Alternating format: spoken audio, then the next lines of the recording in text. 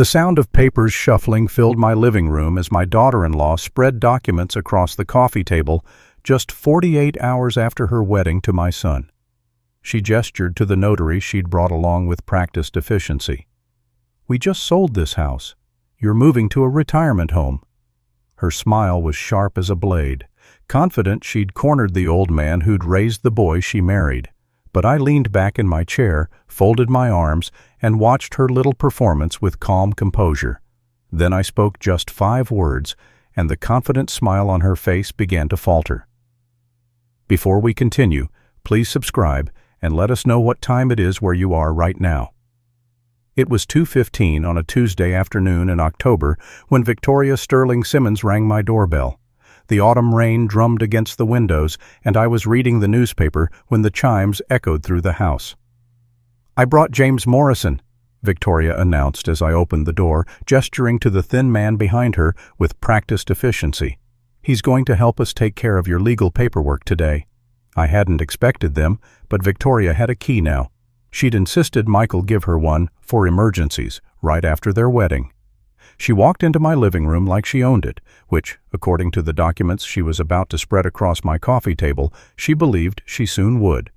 The notary fidgeted with his briefcase while Victoria arranged papers with the efficiency of someone who'd done this before. Many times before, as I would soon discover. "We've been so worried about you living alone in this big house," Victoria said, settling into Sarah's chair without invitation. "Michael and I have found the perfect solution. There's a retirement home with an excellent reputation." She pulled out a stack of documents: property transfer forms, power of attorney paperwork, financial account access forms, everything needed to strip an elderly man of his independence in one efficient afternoon.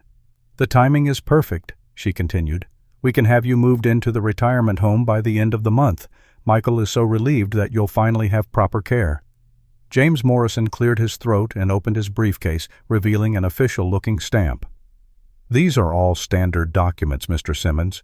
Very routine for families transitioning elderly relatives into managed care facilities." That's when Victoria delivered her bombshell with casual confidence. "We just sold this house. You're moving to a retirement home." Her smile was sharp as a blade, confident she'd cornered the old man who'd raised the boy she married. She leaned back in my wife's chair, crossed her legs, and waited for me to crumble. But I didn't crumble. Instead, I leaned back in my own chair, folded my arms, and watched her little performance with calm composure. I'd been expecting this moment for weeks, preparing for it, gathering evidence for it. "I know about Harold Reynolds," I said quietly. Those 5 words changed everything. Victoria's fingers froze above the mortgage transfer documents. The color drained from her cheeks. Her carefully applied lipstick suddenly looked garish against her pale skin. "I'm sorry, what?" she whispered. The notary's pen had stopped moving across his legal pad. His eyes darted between Victoria and me like he was watching a tennis match where the ball had suddenly caught fire. I reached into the drawer of the end table beside my chair, the same drawer where Sarah used to keep her reading glasses and bookmark collection. My fingers found the manila envelope I'd placed there this morning, right next to her favorite bookmark shaped like a butterfly. "Harold Reynolds of Portland, Oregon," I said, pulling out a single photograph. "Died at age 73, just 4 months after marrying a 27-year-old marketing executive named Victoria Sterling. Left her everything in his will, including a house worth $420,000. Victoria's water glass slipped from her fingers, shattering against the hardwood floor. The sound echoed through the living room like a gunshot. Water and glass fragments spread across the Persian rug Sarah had picked out during our honeymoon in Istanbul. "That's impossible," she breathed. "You couldn't have—" "The Portland Oregonian runs obituaries online," I continued, my voice as calm as a lake before a storm. "They keep digital archives going back 15 years. Harold's obituary was quite touching, mentioned his sudden whirlwind romance with his young bride, also mentioned how he'd been in perfect health until the day he had that unexpected heart attack." The notary was now openly staring at Victoria, his briefcase clutched in his lap like a shield. His business card sat on the coffee table next to the scattered documents. "James Morrison, Mobile Notary Services." Except I'd already called the state licensing board this morning. There was no James Morrison registered as a notary public in this county. Victoria stood abruptly, her chair scraping against the floor. "This is ridiculous. You're a grieving widower who's clearly not thinking straight. Michael warned me you might try to sabotage our happiness because you can't handle him moving on." She began gathering the papers with shaking hands, her perfect composure cracking like ice under pressure. But I wasn't finished, not by a long shot. "Sit down, Victoria." Something in my tone made her freeze. Maybe it was the same voice I'd used when Michael was 16 and I'd caught him sneaking out to go to unsupervised parties. The voice that meant business was about to be conducted, and there would be consequences for everyone involved. She sank back into her chair, her eyes never leaving my face.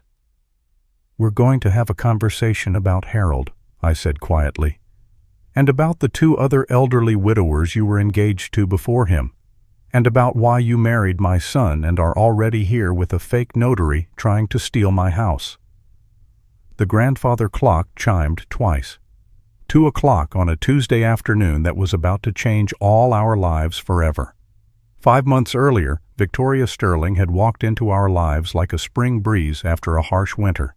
Sarah had been gone for 2 years by then, and Michael was still carrying grief around his shoulders like a heavy coat he couldn't take off. He'd thrown himself into work, spending 60-hour weeks debugging code and building websites for clients who never seemed satisfied. I watched my son disappear into himself, eating takeout dinners alone in his apartment, avoiding family gatherings, dodging my calls. Then Victoria appeared at the Memorial Day barbecue my neighbor Helen always hosted. She wore a yellow sundress that caught the afternoon light and laughed at Michael's awkward jokes about server crashes. She asked thoughtful questions about his work, nodded at all the right moments, and somehow convinced him to stay past 8 o'clock instead of making his usual early escape. "She's good for him," Helen whispered to me as we watched Victoria help Michael flip burgers on the grill. "Haven't seen him smile like that since before Sarah got sick." I wanted to agree. God knows I wanted my son to find happiness again. But something about Victoria's perfection set my teeth on edge, the way she remembered every detail about our family after hearing it just once. How she always had the right response to every story, every concern, every casual mention of our daily routines. 3 weeks into their relationship, she started asking questions about the house. "This place has such character," she said during Sunday dinner, running her fingers along the crown molding in the dining room. "These old craftsman homes must be worth a fortune now. I bet you could get $600,000 easily in today's market." Michael choked on his mashed potatoes. "Dad's not selling the house, Victoria. This is his home." "Of course not," she said quickly, that practiced smile never wavering. "I just meant it's such a valuable asset. You're lucky to have grown up somewhere so special. How long have you owned it, Brian?" 37 years, I replied, watching her eyes do quick mental calculations. "Sarah and I bought it the year before Michael was born, put 20% down and thought we were the luckiest people alive to get those mortgage payments." Victoria nodded sympathetically. "It must be so hard maintaining a house this size all by yourself. 4 bedrooms, 3 bathrooms, that beautiful garden Sarah planted. Does it ever feel too big?" The fake notary cleared his throat, breaking me from the memory. "Perhaps we should reschedule this appointment. Clearly there are some family discussions that need to happen first." "James Morrison?" I said, still not moving from my chair. "That's what your business card says. Tell me, James, how long have you been a notary public?" His Adam's apple bobbed like a fishing lure. 7 years this October." "Interesting, because I called the Secretary of State's office this morning. They have no record of a James Morrison holding a notary commission in this county, or the next county over, or anywhere in this state for that matter." Victoria shot to her feet. "You're paranoid. You've been alone in this house too long, and it's affecting your judgment.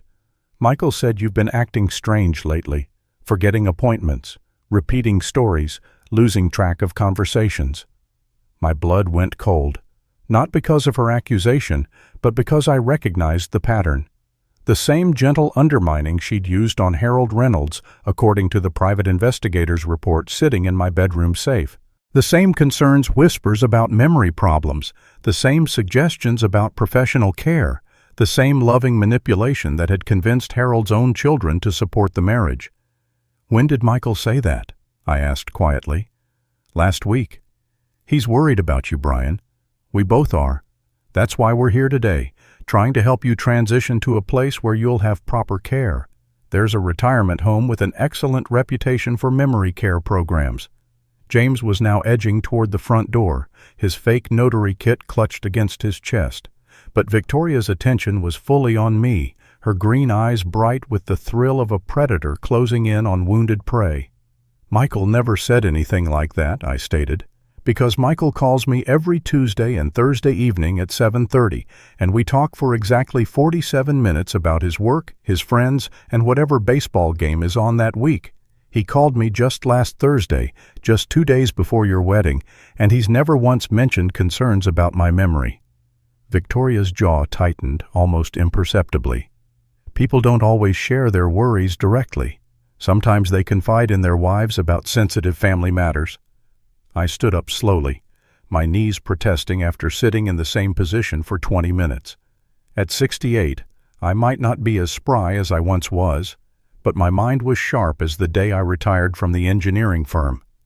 Sharp enough to notice when someone was playing a very dangerous game with my family. "Let me tell you what I know about Harold Reynolds," I said, walking to the window that overlooked Sarah's rose garden. "He was a retired pharmacist who lived alone for 3 years after his wife died of cancer. Sound familiar?" Victoria said nothing, but I could hear her breathing change behind me.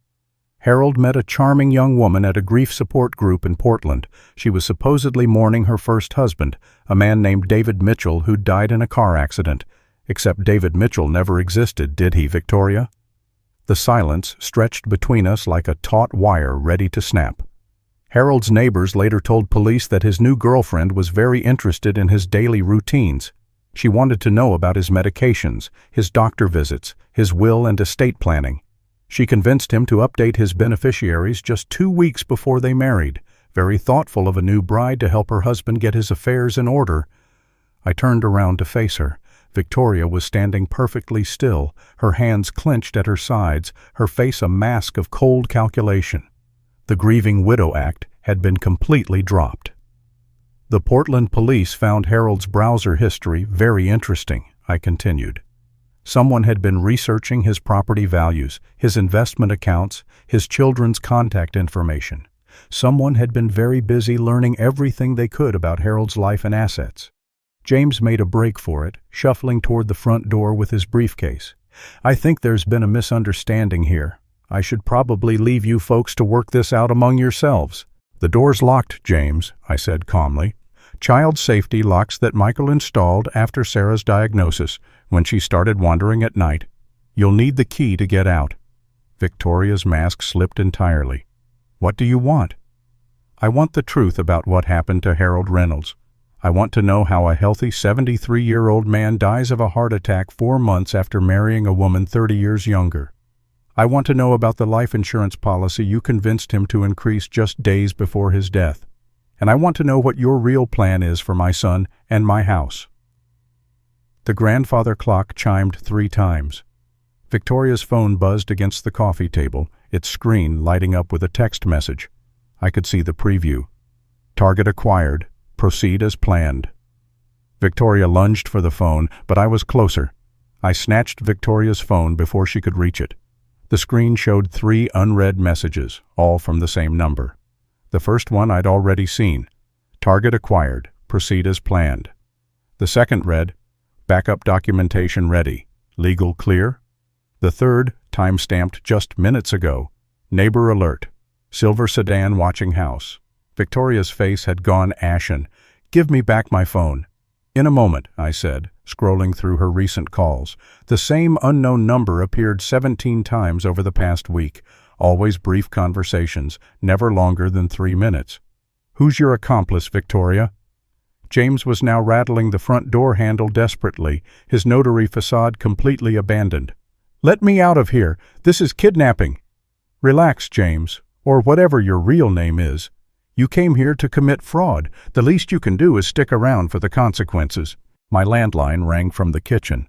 I could see Victoria's eyes dart toward the sound, calculating whether she could make a run for it.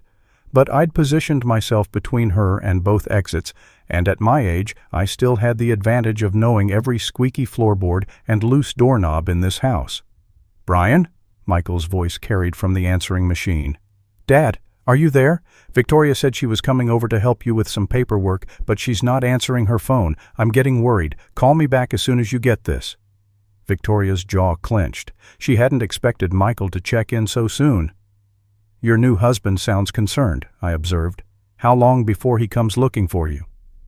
"You don't understand what you're getting involved in," Victoria said quietly. Her voice had dropped the sweet, manipulative tone entirely. This was someone else speaking now, someone calculating and cold. "There are people who have invested significant time and resources in this arrangement. Walking away isn't an option for any of us." "Arrangement?" I set her phone on the mantel, well out of reach. "Is that what you call marriage fraud these days?" Harold Reynolds was a lonely old man who died peacefully in his sleep. His heart gave out. It happens to men his age.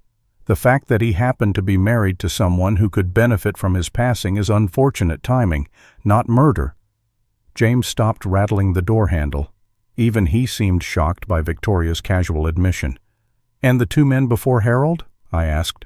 "Robert Martinez in Phoenix and William Thompson in Denver. Both widowers, both died within months of meeting you, both left everything to their young brides. Also just unfortunate timing?" Victoria's phone buzzed with an incoming call on the mantel. We all stared at it, but I made no move to answer. "You've been busy," she said finally. "How long have you known?" "Eleanor Martinez called me 3 weeks ago. She's Robert's daughter and a damn good attorney. She's been tracking a pattern of suspicious deaths across 4 states. Elderly men, recent marriages, convenient heart attacks, young widows who disappear with the insurance money. The FBI is very interested in your travel patterns, Victoria." The phone stopped ringing, then immediately started again. "Eleanor Martinez," Victoria repeated slowly. "Robert's family hired a private investigator, didn't they?" I nodded toward the kitchen drawer where I kept important papers. "The full report is in there. Photos of you at Robert's funeral, copies of the fraudulent marriage certificates, financial records showing how quickly you liquidated each man's assets. You've been operating this scheme for at least 5 years. Victoria sat back down, her shoulders sagging slightly. For the first time since she'd walked into my living room, she looked genuinely defeated. "What do you want?" "I want you to leave my son alone. I want you to turn yourself in to the authorities. And I want to know who else is involved in this operation." She laughed bitterly. "You think this is just me? You think I'm smart enough to forge documents, research targets, coordinate timing across multiple states? This is a business, Brian. I'm just the face they put on it." James had pressed himself against the front door like he was trying to melt through it. "I just notarized documents," he stammered. "I don't know anything about insurance fraud or murders. They pay me $500 per job, no questions asked. Maybe 20 over the past 2 years. Always the same thing. Property transfers, will updates, power of attorney documents. I never asked what happened after." The landline rang again. This time I walked to the kitchen and picked up. "Dad?" Michael's voice was tight with worry. "Where's Victoria? She said she'd be home by 2 o'clock. It's almost 4. I looked at Victoria, who was watching me intently from the living room. "She's here, son. We're having a very important conversation about family finances. Why don't you come over? I think you should hear what your wife has to say about Harold Reynolds." The silence on the other end of the line stretched for 10 seconds. "Who's Harold Reynolds?" "Victoria's first husband. He died 4 months after they got married, left her quite well off, from what I understand." "That's impossible," Michael said. "Victoria was never married before. She told me I was her first real relationship after her fiancé David died in that car accident." Victoria was shaking her head frantically, mouthing the word no over and over. "David Mitchell," I said into the phone. "Yes, she mentioned him. Interesting man, except he never existed. The death certificate she showed you was forged. Rather a professional job, actually." I could hear Michael's breathing change over the phone. "Dad, what's going on?" "Come over, son. Bring your laptop and we'll look up some public records together. I think you'll find your wife's history very educational." Victoria stood up abruptly. This ends now." She pulled a small silver object from her purse, not a weapon, a USB drive. "Everything you think you know is about to become irrelevant." She walked to Michael's old computer setup in the corner of the living room, the desktop he'd built for me 2 Christmases ago so I could video chat with my sister in Florida. Before I could stop her, she'd inserted the drive and was typing rapidly. "What are you doing?" James whispered. "Plan B," Victoria said without looking away from the screen. "Brian wanted to know about the organization. He's about to find out exactly how deep this goes." The computer screen filled with financial documents, property records, and photographs. But these weren't about Victoria's previous victims. These were about me. Bank statements showing my retirement account balances, property valuations for the house, copies of my medical records from my annual checkups, even photographs of me taken from across the street. "We've been watching you for 8 months, Brian. Ever since Eleanor Martinez contacted the FBI and they started investigating Robert's death. We knew you'd eventually connect the dots about Harold. We knew Michael was the perfect way to get close to you." My blood ran cold. "Michael doesn't know anything about this." "Michael thinks he met me at a barbecue. Random chance, summer romance, love at first sight. He has no idea I spent 3 weeks learning his schedule, his habits, his favorite coffee shop. He doesn't know I've been collecting information about you since before we ever spoke." She clicked to another file. Michael's dating profile from the website where they'd supposedly met. Except the timestamp showed Victoria had viewed his profile 47 times over 2 months before she created her own account. "He's not part of this," she continued, "but he doesn't need to be. Loving, trusting sons make excellent character witnesses when elderly fathers start making irrational accusations about their new daughters-in-law." The front door rattled. Not James this time. Someone was trying to unlock it from the outside. "That'll be Michael," Victoria said, closing the computer files. "He has a spare key, doesn't he? Such a thoughtful son, always checking on his aging father." I could hear Michael's voice outside. "Dad? Why is the door locked? Victoria?" Victoria smoothed her hair and straightened her dress. The cold, calculating woman from moments before disappeared, replaced by the concerned daughter-in-law I'd been watching for 5 months. "Remember," she said quietly, "everything you think you discovered can be explained. Grief makes people paranoid. Isolation affects judgment. And I'm just a young woman trying to help her new family transition through difficult changes." She walked to the door and called out sweetly, "Michael, honey, your father's having a difficult day. He's been saying some very confusing things. I think we might need to call Dr. Patterson." The key turned in the lock. Michael stepped inside, his eyes immediately taking in the scattered papers, the broken water glass still on the floor, James pressed against the wall clutching his briefcase, and me standing in the middle of it all with Victoria's phone in my hand. "What happened here?" Michael asked. Victoria moved to his side, slipping her arm through his. "Your father's been having memory problems, sweetheart. He accused me of terrible things, insisted I was married to someone named Harold Reynolds, claimed James here was a fake notary. I'm worried about him." Michael looked at me with concern and confusion. "Dad, are you okay?" I had perhaps 30 seconds before Victoria's version of events became the official story. 30 seconds to present evidence that would convince my son his wife was a sociopathic killer. 30 seconds to save not just my house but possibly my life. "Son," I said carefully, "I need you to sit down. We're going to look up some information together, and I need you to keep an open mind about what we find." Michael looked between Victoria and me, his confusion evident. "Memory problems? Dad, you seemed fine when we talked on Thursday." "Sweetheart," Victoria said softly, her hand rubbing Michael's arm, "sometimes these things come on suddenly. The stress of living alone in such a big house, the isolation since your mother passed.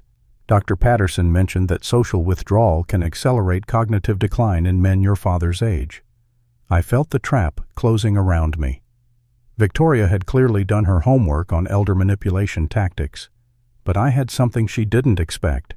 "Michael, check your phone. Look up Eleanor Martinez, attorney, Phoenix, Arizona." Michael pulled out his phone, glancing apologetically at Victoria. "Dad, I don't understand what's happening here." Eleanor Martinez represented a man named Robert Martinez who died under suspicious circumstances after marrying a much younger woman. Sound familiar? Victoria's grip on Michael's arm tightened. Brian, please, you're scaring your son with these paranoid delusions. Michael's phone was loading search results. Eleanor Martinez, J.D., specializes in estate fraud and elder abuse cases. She's quoted in several articles about— His voice trailed off as he read. About suspicious deaths of elderly men married to younger women across multiple states. Keep reading, I said quietly. Robert Martinez, deceased, Phoenix. Harold Reynolds, deceased, Portland. William Thompson, deceased, Denver. Michael's face was growing pale. Dad, these are real people who actually died. Victoria stepped away from Michael, her mask slipping again. Correlation isn't causation. Elderly men die. It's what they do. These women were just unlucky enough to be married to them when it happened. Women? Michael looked up from his phone. Plural? I walked to the computer and pulled up the financial documents Victoria had inadvertently shown me. Your wife has had several identities, son. Victoria Sterling, Victoria Mitchell, Victoria Martinez, Victoria Thompson. Always the grieving widow, always inheriting substantial assets, always moving on to the next target within months. Michael was scrolling through more search results. There's an FBI alert about a suspected Black Widow operation targeting elderly widowers. The suspect is described as a white female, late 20s, marketing background, uses online dating and social events to target victims. James chose that moment to make his move, lunging toward the kitchen and the back door. But I'd expected this. The previous evening I'd moved Sarah's heavy china cabinet to block the back exit, ostensibly to clean behind it. James ran straight into the blockade, sending several of Sarah's teacups crashing to the floor. Sit down, James, I said calmly. We're all going to wait here together until the authorities arrive. What authorities? Victoria demanded. You haven't called anyone. This is just an old man's paranoid breakdown. I pulled Eleanor Martinez's business card from my wallet. On the back, written in her neat handwriting, was a phone number. FBI Agent Rebecca Williams, Financial Crimes Division. Eleanor gave me her direct line 3 weeks ago. I called her this morning at exactly 10:15, right after I confirmed James here wasn't a licensed notary. Victoria's confidence wavered. You're bluffing. The landline rang again. This time I put it on speaker. Mr. Simmons? A crisp, professional voice filled the room. This is Agent Williams. I'm about 10 minutes out from your location. Has the suspect attempted to leave? She's still here, Agent Williams, along with her accomplice. Victoria backed toward the window, but Michael stepped into her path. Victoria, please tell me this is all some horrible misunderstanding. Your father is a lonely, confused old man who's convinced himself that his son's happiness is some elaborate conspiracy against him, she said, her voice rising with desperation. This is elder paranoia, Michael. He needs professional help. Then explain Harold Reynolds, Michael said quietly. Explain why you told me David Mitchell died in a car accident when no David Mitchell exists in any public records. Explain why there are photos online of you at multiple funerals for elderly men who all died shortly after marrying women who look exactly like you. Victoria's phone, still on the mantel, began ringing again. The same unknown number that had been calling all afternoon. Answer it, I said. Let's all hear what your handler has to say about the situation. I don't know what you're talking about. The person who's been coordinating this operation, the one who researched my finances, who coached you on how to approach Michael, who provided the fake documents and the phony notary, the one who's been calling you every few hours to check on progress. Michael walked to the mantel and picked up Victoria's phone. The caller ID showed only a number, but he answered anyway. Hello? A man's voice, tinged with annoyance. Finally, what's taking so long? The old man should have signed by now. We need those property transfer documents filed before 5 o'clock. Michael's face went white. Who is this? The line went silent for several seconds. Then, where's Victoria? She's right here, along with my father, who seems to know quite a bit about Harold Reynolds and Robert Martinez and several other dead men my wife was married to. The caller hung up immediately. Victoria made a desperate grab for the phone, but Michael held it away from her. "How many, Victoria? How many men have you killed?" "I never killed anyone." The words exploded out of her with genuine panic. "They died natural deaths. Heart attacks, strokes, complications from existing conditions. I just helped them update their wills and insurance policies beforehand." "Helped them," Michael repeated slowly. "By lying about your identity, forging relationships, manipulating vulnerable people who were grieving their deceased spouses." James was weeping openly in the corner. "I just notarized papers. I never meant for anyone to get hurt. They said it was just estate planning, helping elderly people organize their affairs." 20 jobs over 2 years, James?" I asked, recalling his earlier admission. "That's a lot of estate planning for someone who never asked questions." Car doors slammed outside. Through the front window, I could see 2 black SUVs parked in my driveway. Agent Williams and her team had arrived. Victoria's composure cracked completely. "You don't understand the pressure I was under. They found me when I was vulnerable, when I was broke and desperate. They promised me security, a future, a way out of poverty. All I had to do was be charming and follow their instructions." "How many men, Victoria?" Michael asked again, his voice barely above a whisper. 7 over 5 years. But they were all old, all lonely, all going to die soon anyway. I gave them companionship in their final months.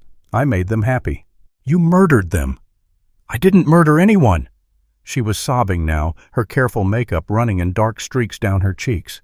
The medications, the stress relief techniques, the dietary supplements I gave them, those were all designed to help them relax, to reduce anxiety about their health conditions.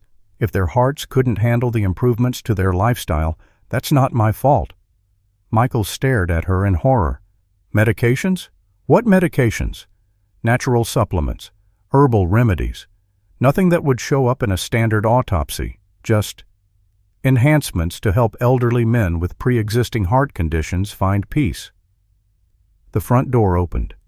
Agent Williams entered with 2 other agents, all wearing FBI windbreakers.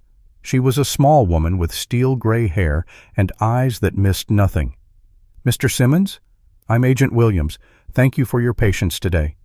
She looked around the room, taking in Victoria's tear-streaked face, James cowering by the china cabinet, and Michael standing frozen with his wife's phone in his hand. "Victoria Sterling, also known as Victoria Mitchell, Victoria Martinez, and Victoria Thompson, you're under arrest for conspiracy to commit mail fraud, wire fraud, and suspicion of murder in connection with the deaths of 7 elderly men across 4 states. Victoria didn't resist as Agent Williams' partner handcuffed her. "Michael," she called out as they led her toward the door. "I did love you. That part was real. You were never supposed to be just another target." Michael was shaking. "My father. You were going to kill my father." The plan was retirement home placement, not elimination. Brian was supposed to live comfortably in managed care while we handled his assets. He was never in physical danger. Agent Williams paused at the doorway.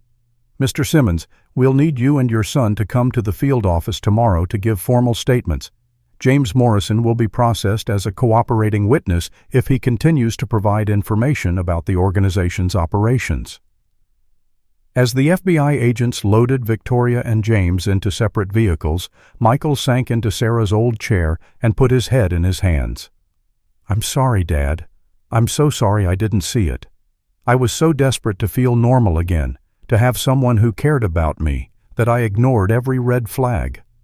I sat down across from him, in the same chair where this whole nightmare had started just 3 hours ago. "Son, predators are experts at finding people who are vulnerable. You weren't weak or stupid. You were grieving, and she exploited that. 7 men are dead because of her. 7 men are dead because of a criminal organization that targets the most vulnerable members of our society. Victoria was a weapon they used, not the mastermind behind it." Michael looked up at me with red-rimmed eyes. "How long have you known?" "I started getting suspicious about 6 weeks ago when she kept asking detailed questions about your inheritance, about my health, about how much the house was worth.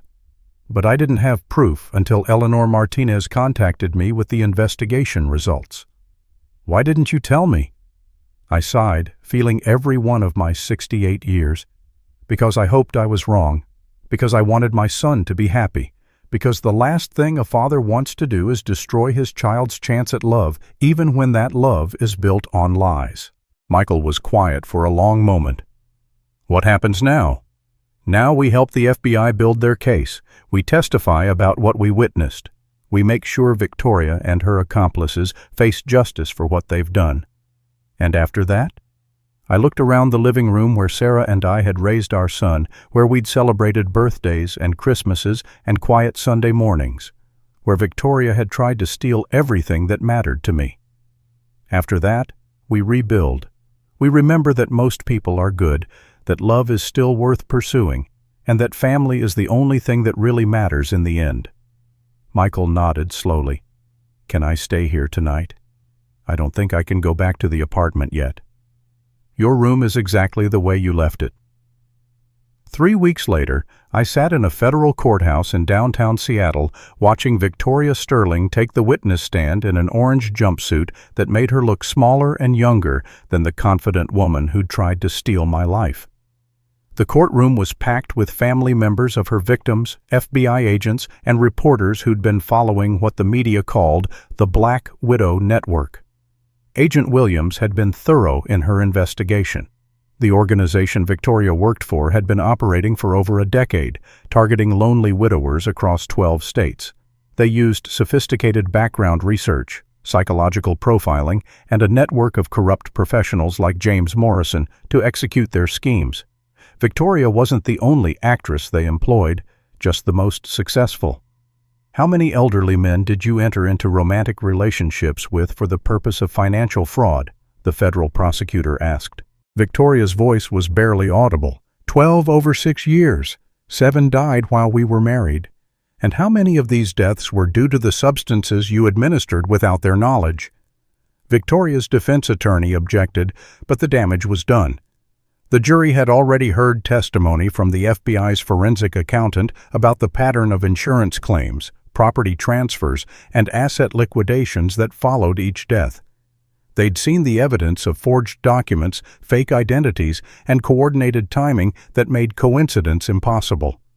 Michael sat beside me in the gallery, his face expressionless.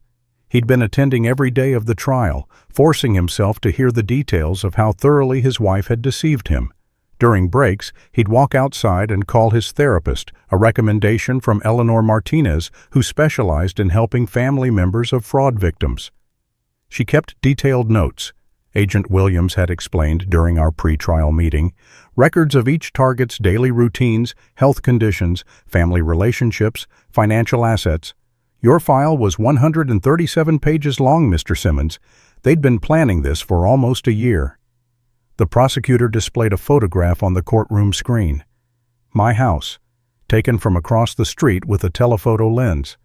The timestamp showed it was taken 8 months ago, long before Victoria had supposedly met Michael at that barbecue.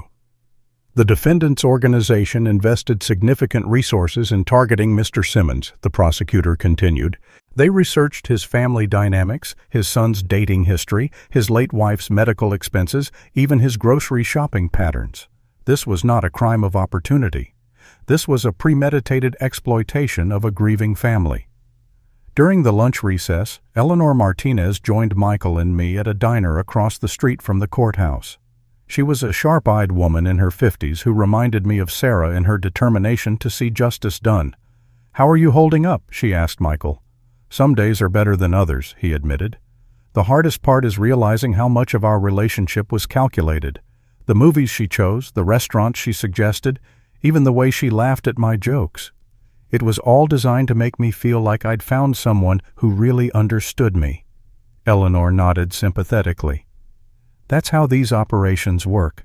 They study their targets intensively enough to become the perfect partner. It's not your fault that you believed someone was genuinely interested in who you are as a person." "What happens after the trial?" I asked.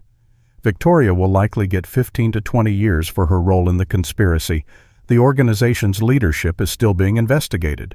We've identified at least 4 other women working similar schemes, plus dozens of corrupt professionals providing support services. This case is going to unravel operations in multiple states. Michael poked at his sandwich. Will the families get their money back?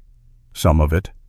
The FBI has frozen several offshore accounts and recovered assets from recent victims, but a lot of the money was spent years ago. These people lived well while they were destroying lives. That afternoon, Victoria's defense attorney attempted to portray her as another victim, coerced into the scheme by criminals who exploited her own vulnerabilities. They painted a picture of a young woman from a troubled background who'd been recruited and manipulated by sophisticated operators. My client was 19 years old when she was first approached by this organization, the defense attorney argued. She was struggling financially, had no family support, and was promised security in exchange for playing a role. She became trapped in a system that made it impossible for her to escape without facing severe consequences. It was a compelling narrative, and I could see some jury members responding to it. But then the prosecutor played a recording that shattered any sympathy Victoria might have earned. It was a phone conversation between Victoria and her handler, recorded by the FBI during their surveillance operation. Victoria was discussing her next target after she'd finished with me. The Phoenix prospect looks promising, Victoria's voice said through the courtroom speakers. 82 years old, owns property worth over $1 million, has one daughter who lives in Europe and only visits twice a year. He's been widowed for 6 months, so he's still in the vulnerable phase of grief. I could probably get him to the altar within 3 months if we approach it right. What about the current target? The handler asked. Brian Simmons? He's been more suspicious than expected, but his son is completely under control. Once we get the property transfer signed, we can begin the final phase. The stress of moving to assisted living should be enough to trigger a cardiac event within 60 days. His medical records show a family history of heart disease. The courtroom was silent except for the soft crying of someone in the victim's family section. Michael's face had gone completely white. She was planning to kill you, he whispered. I reached over and squeezed his hand, but she didn't, and now she never will. The jury deliberated for 6 hours. When they returned, the forewoman read the verdict on all counts. Guilty. Victoria showed no emotion as the judge scheduled sentencing for the following month. But as the bailiffs led her away, she looked directly at Michael with something that might have been genuine regret in her eyes. Outside the courthouse, reporters surrounded us with questions about our experience, about what it felt like to expose such a large criminal operation, about whether we felt justice had been served. I answered briefly and politely, but my focus was on getting Michael home. During the drive back to the house, Michael was quiet until we pulled into the driveway. I keep wondering if I'll ever be able to trust anyone again, he said. How do you tell the difference between someone who genuinely cares about you and someone who's just very good at pretending? I thought about Sarah, about the 34 years we'd spent together, about the way she'd held my hand during her final days in the hospital. You don't, son, not completely. Trust is always a leap of faith, but that doesn't mean you stop leaping. What if I'm wrong again? Then you'll be wrong, and you'll survive it, and you'll learn from it, and you'll try again. The alternative is spending the rest of your life alone, and that's not surviving. That's just existing. We sat in the car for several more minutes, looking at the house where Victoria had tried to execute her final scheme. Sarah's rose garden was blooming magnificently, despite my inconsistent care over the past 2 years. Life had a way of persisting even when everything seemed designed to destroy it. There's something else, Michael said. Agent Williams told me the FBI wants to use our case as part of a public awareness campaign. They want to educate elderly people about the warning signs of financial predators, help families protect vulnerable relatives from these kinds of schemes. What would that involve? Interviews, maybe speaking at community centers or senior living facilities, sharing our story so other families don't go through what we did. I considered this. The idea of reliving those 3 terrifying hours when I'd thought I might lose everything was not appealing. But the possibility of preventing other families from experiencing Victoria's calculated cruelty made the discomfort worthwhile. If it helps save one elderly person from being victimized, I'm willing to do it. Michael smiled for the first time in weeks. Mom would have said the same thing. Your mother would have spotted Victoria's scheme 6 months before I did. She had better instincts about people. Maybe. Or maybe she just would have approached it differently. You saved us both, Dad. You saved us by being exactly who you are, careful, thorough, and protective of your family. That evening we ordered Chinese takeout and ate dinner in the living room where everything had started. The broken water glass had been cleaned up, the scattered papers organized and filed away, the coffee table restored to its normal arrangement of magazines and Sarah's favorite coasters. But something fundamental had changed in that room. Not just the awareness of how close we'd come to losing everything, but the knowledge that we'd faced the worst kind of human predator and emerged stronger for it. Michael fell asleep on the couch around 10 o'clock, exhausted from weeks of court proceedings and emotional processing. I covered him with the afghan Sarah had knitted during Michael's freshman year of college and settled into my chair with a book. For the first time in months, the house felt peaceful. The grandfather clock ticked steadily in the corner, marking time that belonged to us again.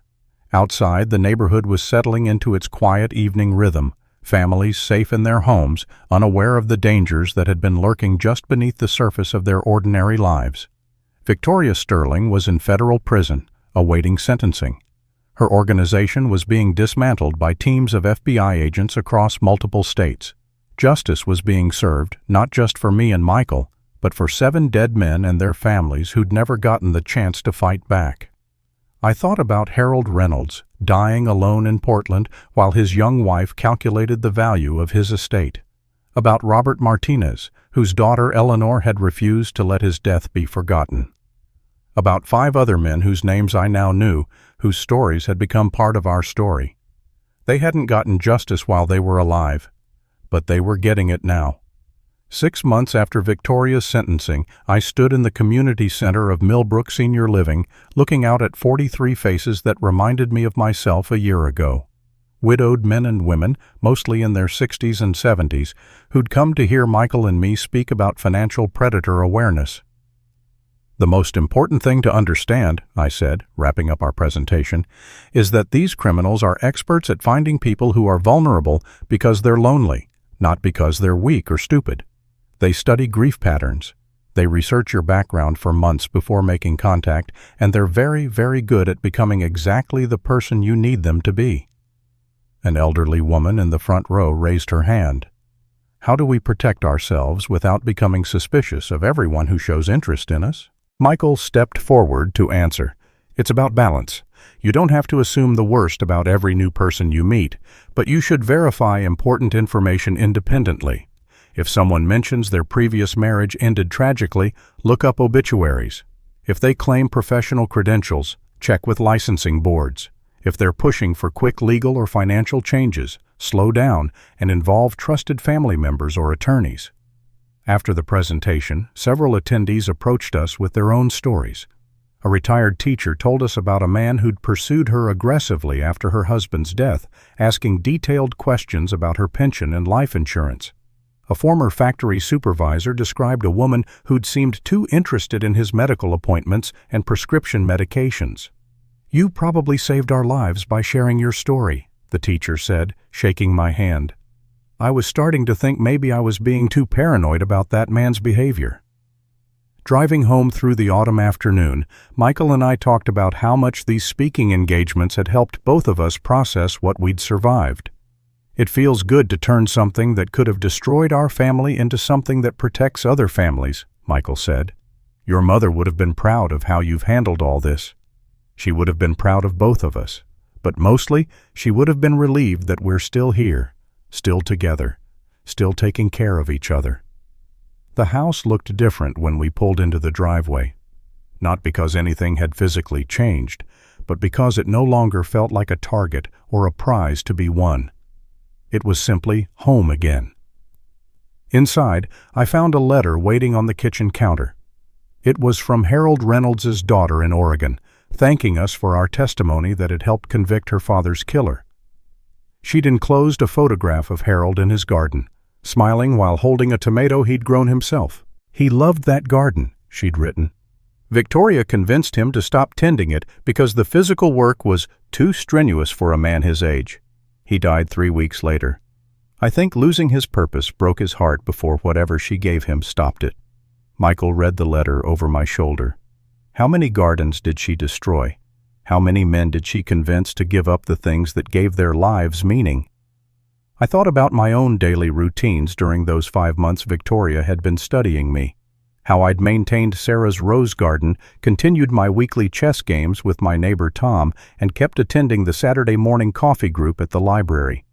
Small rituals that might have seemed pointless to an outside observer, but which kept me connected to my community and my sense of self. That's how they isolate their victims, I realized. They don't just steal money and property, they steal the relationships and activities that make life worth living. That evening, Michael helped me plant new rose bushes in Sarah's garden, hardy varieties that would bloom multiple times per year and survive harsh winters. As we worked, neighbors stopped by to chat, bringing us updates on their families and asking about our recent speaking engagements. Mrs. Patterson from next door brought over a casserole and stayed for dinner. Tom challenged me to our usual Saturday chess match a few days early. Helen invited us both to her upcoming birthday barbecue, the same event where Victoria had first made contact with our family. "Are you nervous about going back there?" Michael asked as we cleaned up the dinner dishes. A little, but Helen's barbecues were part of our lives long before Victoria showed up. I'm not going to let her steal that from us, too. The birthday party was smaller than usual, partly because several attendees had moved away or become too frail to attend social gatherings. But the core group of neighbors who'd known each other for decades was still there, sharing stories and catching up on each other's lives. Helen pulled me aside during the evening. "I still feel terrible about introducing Victoria to Michael at my party. I had no idea what she was planning." "She would have found another way to make contact," I assured her. "These people are patient and resourceful. If it hadn't been your barbecue, it would have been the grocery store or the library or Michael's coffee shop. Don't blame yourself for being a kind person who wanted to help my son meet someone nice."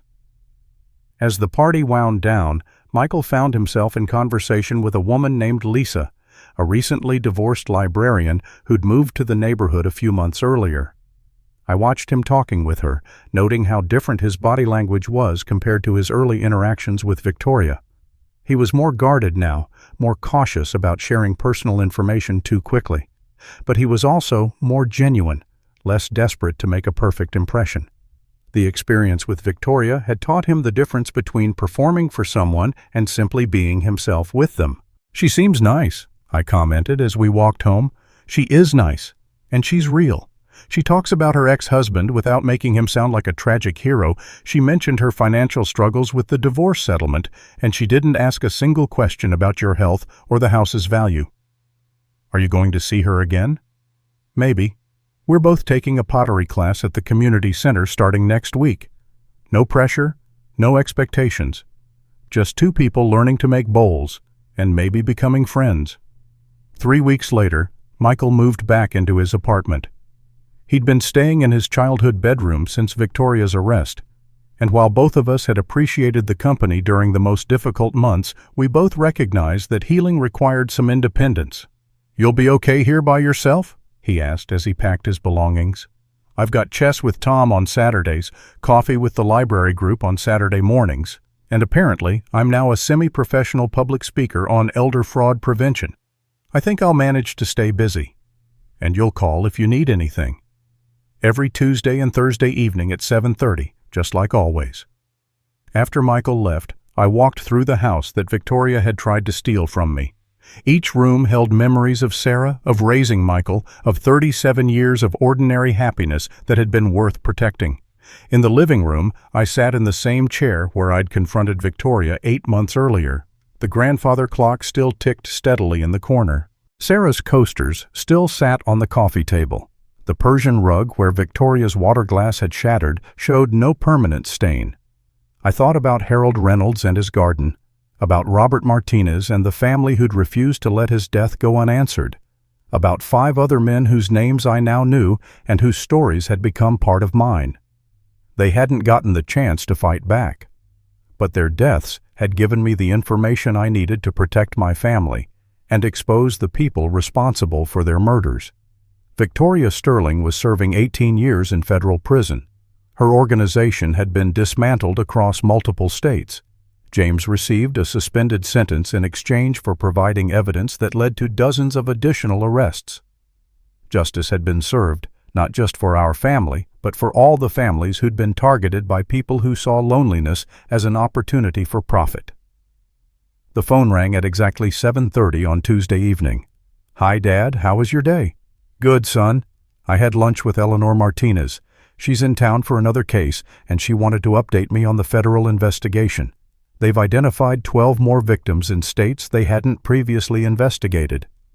"That's both terrible and encouraging." "That's one way to put it. How's the pottery class going?" "Lisa and I made actual bowls that don't leak water. We're calling it progress. She's funny, Dad, really funny, and she makes me laugh without trying too hard to be entertaining." "That sounds promising." "It is. We're taking things slow, getting to know each other as friends first. I think that's healthier for both of us." After we hung up, I made my evening tea and settled back into my chair with a book. Outside, the neighborhood was quiet except for the distant sound of children playing in someone's backyard. Life continues its ordinary course, families safe in their homes, people trusting each other enough to build communities together. Victoria had counted on that trust, exploited it, weaponized it against vulnerable people who deserved protection instead of predation. But she hadn't destroyed it. Trust was still possible. Love was still worth pursuing. Community was still the foundation of a meaningful life. The grandfather clock chimed 9 times. In Sarah's garden, the new rose bushes were already showing signs of healthy growth, preparing for next spring's blooms. I opened my book and began reading, surrounded by the quiet comfort of a home that was still mine, a family that was still intact, and a future that was still full of possibilities worth protecting. If you enjoyed this story, I hope you'll subscribe to hear more stories like this one, and please share your thoughts in the comments about how families can protect themselves from financial predators. To listen to another story, click on the suggested video. Thank you for sharing this journey with me, and remember that sometimes the best defense against people who would harm us is simply knowing our own worth and refusing to let anyone convince us otherwise.